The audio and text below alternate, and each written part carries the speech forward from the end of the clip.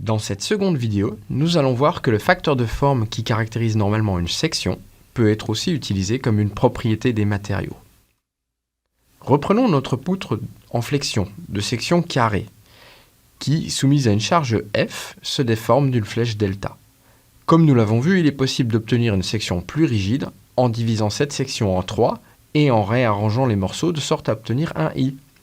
Mais on peut encore améliorer la flèche en redivisant chaque partie en 2 et en reformant un nouveau I.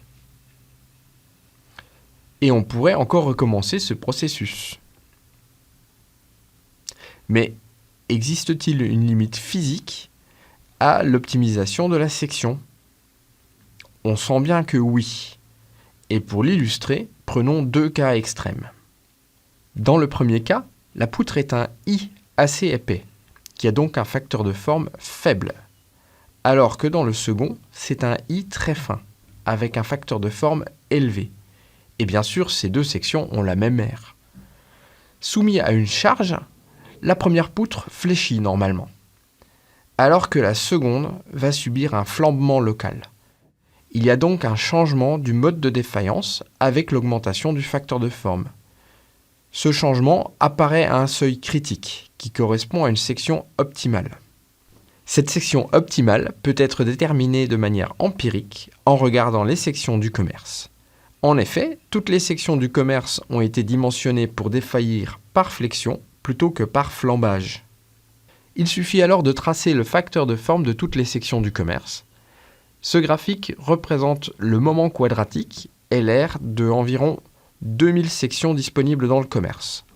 Ces deux grandeurs sont reliées par le facteur de forme par cette relation, qui peut se réexprimer ainsi. On voit donc que les lignes de pente 2 correspondent à un facteur de forme constant. Si on regarde les poutres en bois maintenant, on voit que le facteur de forme maxi atteint est de 8.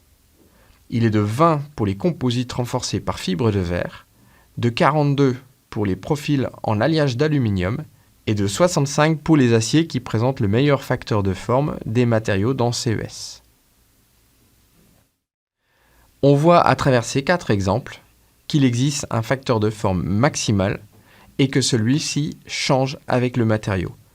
En fait, on pourrait généraliser cette limite physique à tous les matériaux en étudiant leur comportement mécanique. Dans ce cas, on trouverait que le facteur de forme est environ proportionnel à la racine du module de Young sur la limite élastique. Tout ce que l'on vient de voir s'applique aussi aux autres modes de chargement, comme la résistance en flexion ou la torsion. Par exemple, dans ce tableau, on trouve une correspondance entre les facteurs de forme maximale en rigidité en flexion et en résistance en flexion. Seul celui de rigidité en flexion étant disponible dans CES, il est pratique de voir qu'il existe une relation qui relie ces deux facteurs de forme. Dans cette vidéo, il faudra retenir que le facteur de forme maximal est une propriété des matériaux, qu'il est disponible dans CES au niveau 3 seulement, qu'il est disponible essentiellement pour la rigidité en flexion et la résistance en flambage, et que si l'on veut considérer la résistance en flexion, il faudra en prendre la racine. Voilà, maintenant vous avez compris pourquoi le facteur de forme maximal d'un matériau peut être considéré comme une propriété, et vous savez qu'on peut le trouver dans CES. Merci d'avoir regardé cette vidéo.